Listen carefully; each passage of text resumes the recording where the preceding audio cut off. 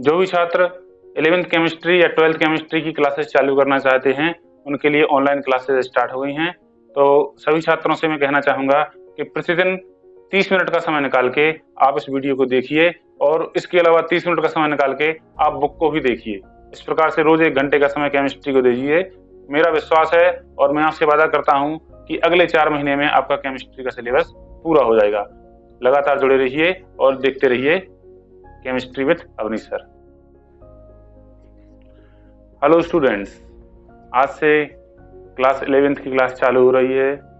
Lockdown का समय समाप्त हो चुका है और सभी पास भी हो चुके हैं। तो हम अगली क्लास में साइंस लेने वाले बच्चों का स्वागत करते हैं और आज से क्लास 11th केमिस्ट्री स्टार्ट करते हैं।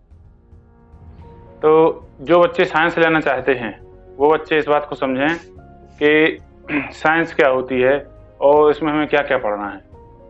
तो हम देखते हैं साइंस।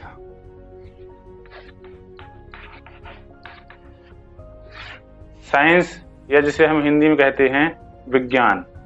विज्ञान का अर्थ होता है विशेष ज्ञान।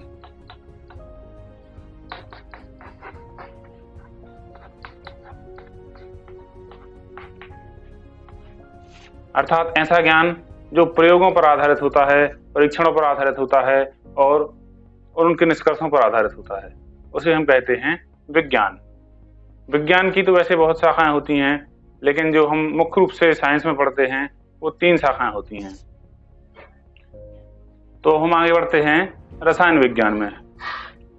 रसायन विज्ञान, जिसे हम इंग्लिश में केमिस्ट्री कहते हैं, इसके अंतर्गत हम रसायनों का अध्ययन करते हैं।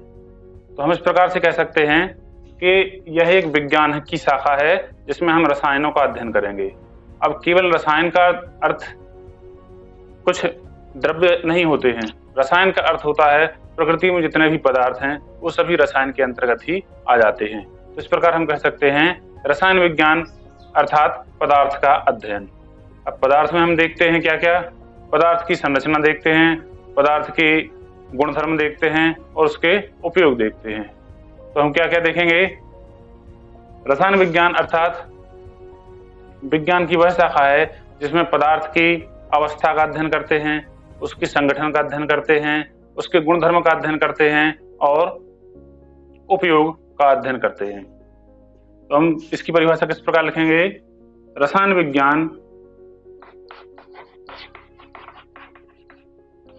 विज्ञान की वह शाखा है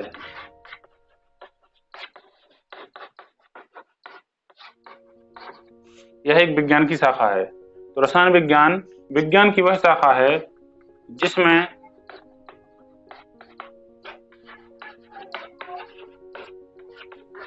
पदार्थ के गुणधर्म,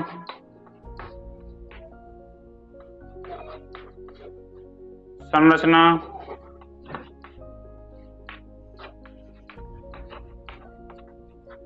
अवस्था एवं उपयोग का अध्ययन करते हैं।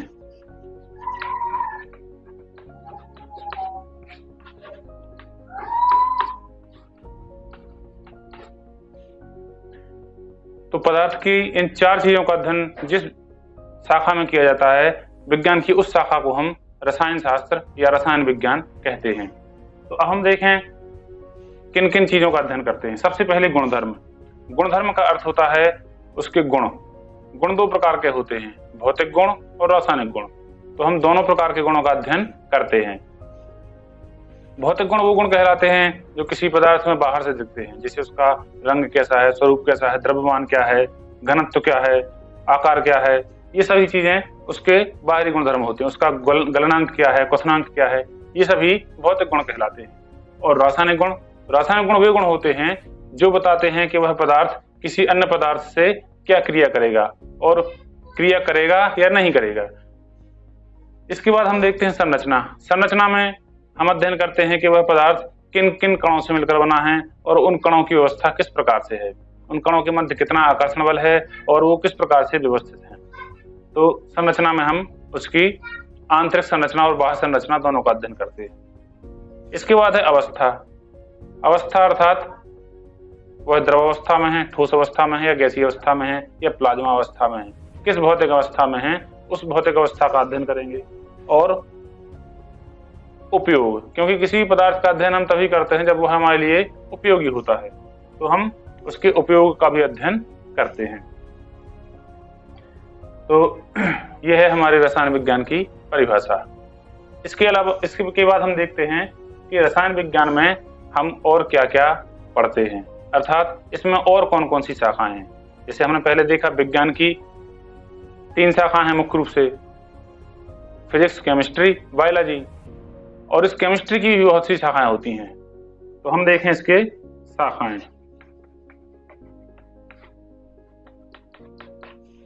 रसायन विज्ञान की जो सबसे प्रमुख शाखा है उसे हम कहते हैं भौतिक रसायन या फिजिकल केमिस्ट्री।